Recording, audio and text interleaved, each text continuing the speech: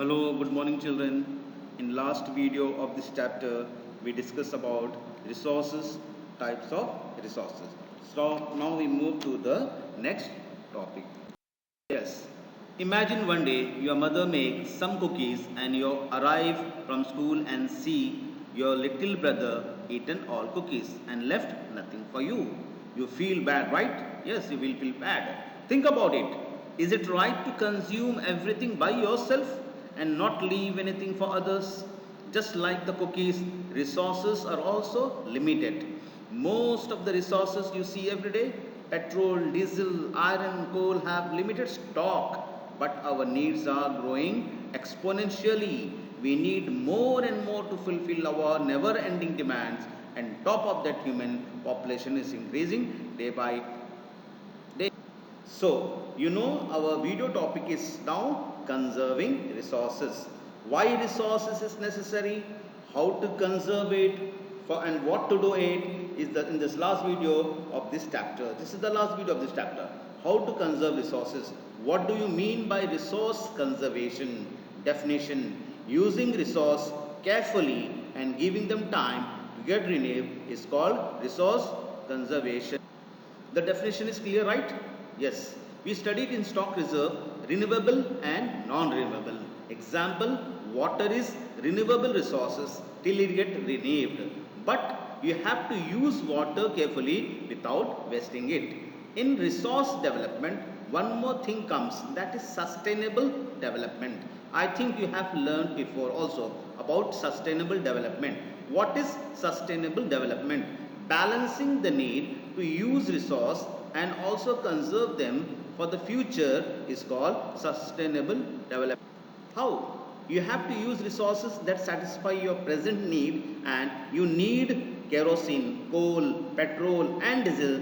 These resources that satisfy your need as well as for your future generation also. This concept is known as sustainable development.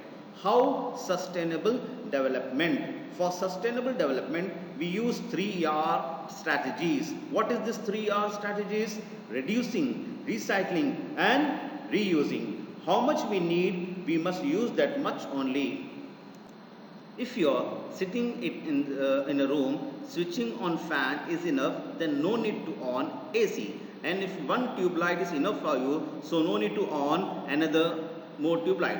So like basic level, you can conserve your resources. You can focus on recycling of plastic, reusing. For example, you are going to the market to buy a vegetable. Instead of taking polythene from that market bag, take cloth bag from your home and you can use it day by day for this, for bringing your from the market.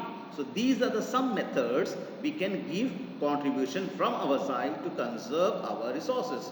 If we are starting with the small level, that can feel us more good for our future generation. Your basic individual level of contribution that makes a big difference. Here are some principles of sustainable development. First is respect and care for all form of lives. Second, improve the quality of human life. Third, conserve the earth's vitality and diversity. Minimize the depletion of natural resources. Change personal attitude and practices towards the environment. Enable communities to take care for their own environment. See, this explanation is what? First, in environment, all living things live. So, respectable all living things like plants and animals. Second, you are conserving environment. So, environment becoming good. But you also gaining with the conservation of the environment. Third one, in earth there are diverse form of plants and animals. So, we have to conserve it. We have to take care for them. So, fourth one, natural resources are soil, water, which available in nature. So, natural resources depletion is very bad. So we preserve by using less according to our needs only. Fifth one, your attitude. Your attitude is that I myself only consume water or any other things is not good. So without thinking, you have to think for your others. So you have to stay in this attitude. So and for example, sixth one, rural and urban areas, people what they do, they take initiative to create, conserve and make awareness of the to people by individual or community to conserve the resources so that they can be used by the future generation. Children, this is the end of the chapter. In this chapter there are some glossaries, so that you have to write it, and on the page number 6 there is a tick the correct answer. You have to do this tick the correct answer. Till then, goodbye. We'll meet in the next class with a new chapter, and thank you. Have a nice day.